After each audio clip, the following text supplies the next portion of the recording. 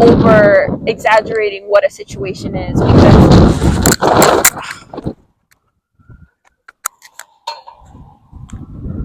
that was almost bad. And guess what? I'm a ninja. Hey, I hope you're having a great day.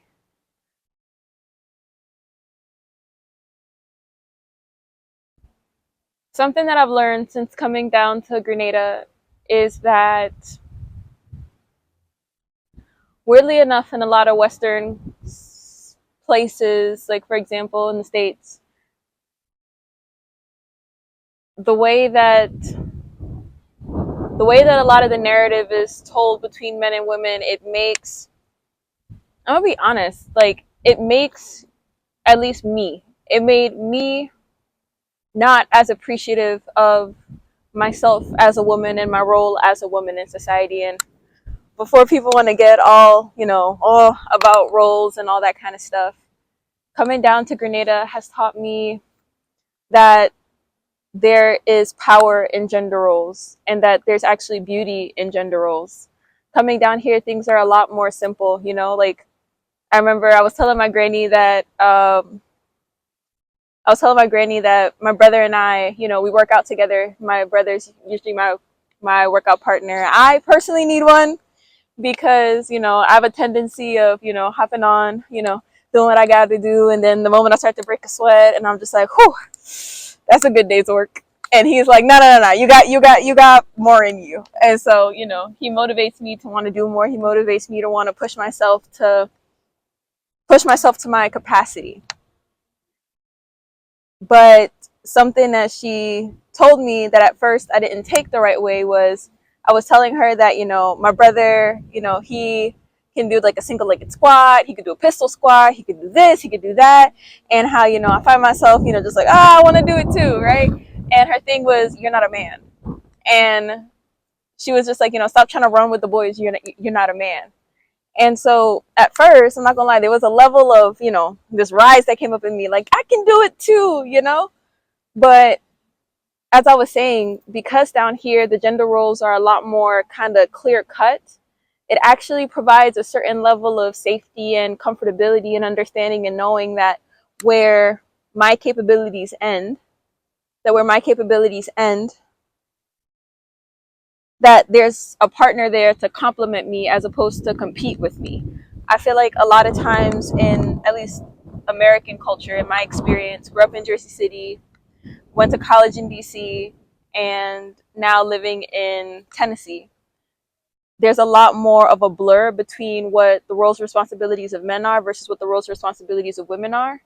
And so it creates this environment where people aren't viewing one another as comrades, but more as competitors. And that's that's a very unhealthy way to look at it. Something, as I said, that I've been learning down here, right?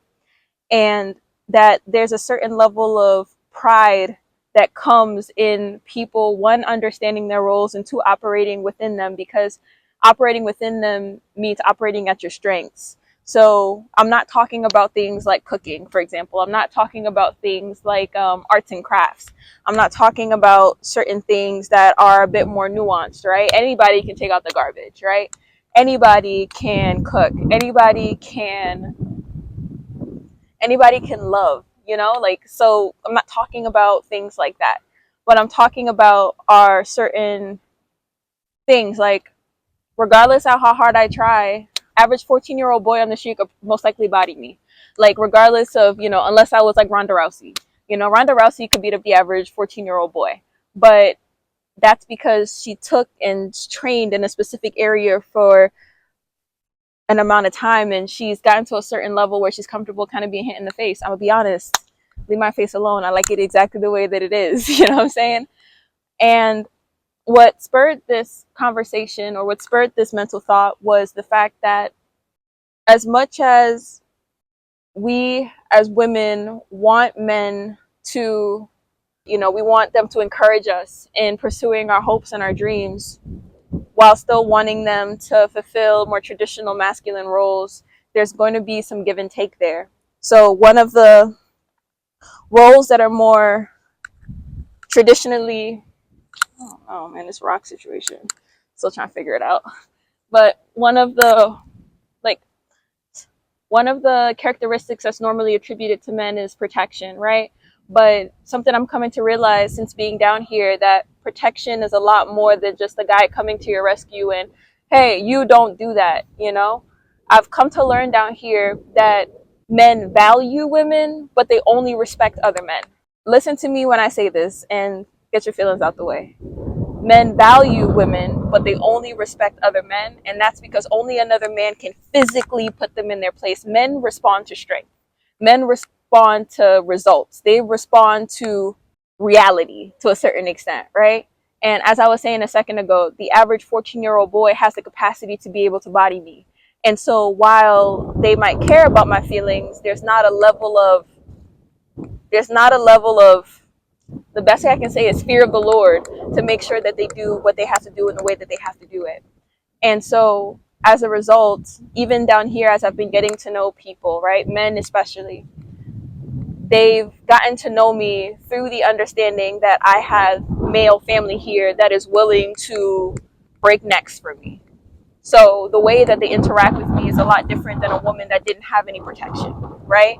And so that's the reason why in a lot of societies, especially more traditional societies, dating or, you know, just getting to know the opposite gender is facilitated through a male figure, right? Because as a woman, I won't strike that fear in the heart of a man, especially if he were to handle me in an improper way. And so that's one of the cool things about having and submitting yourself to authority, submitting yourself to a level of authority. And protection, as I said, goes both ways. So in the same way that I would like my uncle down here to protect me, or my uncles and my cousins down here to protect me, I also need to be able to submit to that level of protection. So protection isn't always in the outward show of aggression to put somebody in their place. It's also an understanding that there's certain things that I cannot do because of the fact that I want to be protected. And so, you know, I think I'm swaggy, you know what I'm saying? Like, I like to get dressed, you know, your girl got the stilo for days, you feel me? But there's certain outfits that I would want to put on that, let's say I walk out and my uncle would be, you know, that's not a good look, or my granny would be like, that's not you. Like, I might think I'm being cutting edge. I might think, you know, this one's fire, but no, they're like, that's not a good look for you. And I trust that they're not the type to just domineer for the sake of I have control or I have authority. The limiters that they put on me here is for my protection, right? Because let's say they tell me not to wear an outfit because they may see something that I can't see. I get into a situation now, because I didn't listen to them, I'm putting them in a predicament where they have to come to my aid, when had I listened initially, I wouldn't be in that position in the first place. You get me? And also, another thing I've learned since being down here is that I've realized that with great power also comes great responsibility. Because I want to be protected in that way, and because I also recognize my physical limitations when it comes to that, I have a keen level of understanding and awareness that I can't always do what I want to do when I want to do it. So, for example, if I were to go out with a male friend while I'm down here, because I take the necessary time to vet them so that I have a certain level of peace when I'm around them, so that I don't feel as if I have to protect myself from them while I'm out there, and I don't have to keep my head on a swivel, including them as I'm navigating this world. I can trust them to be able to have my back. And so, because I operate with that level of standard, because I operate with that level of exclusivity, because I'm putting that level of value on myself, it also forces them to treat me with value as well, and to treat me as the prize that I am, as I make sure to respect them and honor them in the role and responsibility that they've taken on. If I go out with a male friend, I've therefore, under that circumstance, submitted myself to his authority. If I want to, for example, I like to go hiking, I like to go running. There was a time where I didn't understand that, and I would just kind of do things just because I wanted to do them, right? So there was this one time in particular with my brother, but I was out with a mentor and my brothers, and trail running is my thing. Haven't posted any videos about it yet, but it's one of my hobbies. I love to run in nature. You know, I'm the kind of girl, when I'm out in the woods and I want to run, I'm just running, you know. And there was this one time in particular, it was kind of cold in Tennessee, and I'm running through the woods. You know, it's this cool, if you're a runner, you know what I'm talking about. As your body's heating up, it's also cooling down because of the temperature. It's like, feels amazing. And I was at this point where I was like, okay, I knew that the run was ending soon, and I wanted to just kind of get out that last bit of energy that I had left. I started running, and my brother told me no. And I'm just like, but I want it. And so I stopped running, and then I went up to our mentor and asked him if I could run. And he said, yeah, go ahead. And so I went running. Let me see, this little button falling off. And so I started running, and I felt, there we go, it's back in. So I started running, and I was like, this is dope. And it wasn't until the run ended that I realized that my brother's energy was weird. And so later on in the day, I got a chance to talk to him about it. And his thing was that he was upset with me because he told me that I couldn't do it. No, my brothers are younger than me. I have one that's about, well, he's 23 right now.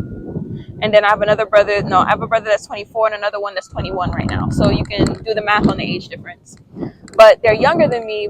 And one thing that I didn't know is that he was having an issue with his knee.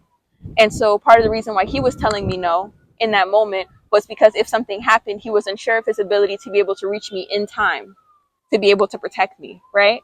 And so a lot of that comes with a certain inherent level of trust and knowing who you're dealing with, because a good man won't exercise unneeded domination over you than what's required in the moment. And so this is something that I've learned recently. And I feel like there's a certain level of peace, there's a certain level of comfort, there's a certain level of release, you know, that comes with recognizing the roles and responsibilities that men were giving as opposed to women, right? And that in no way lowers us. It just kind of gives us the ability to be able to rest in an understanding that we're covered, right? That's the purpose of a covering.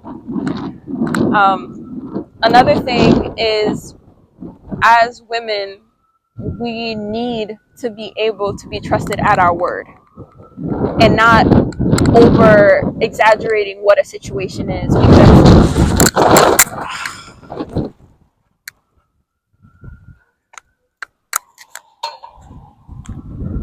that was almost bad.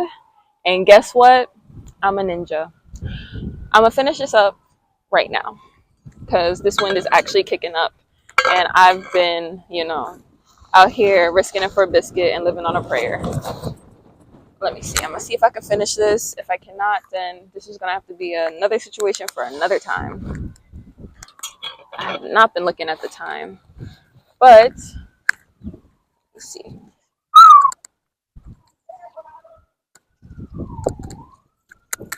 All right, finish this real quick. The last part is this: recognizing what's worthy of reporting to your protector and recognizing what's not worthy of reporting to your protector.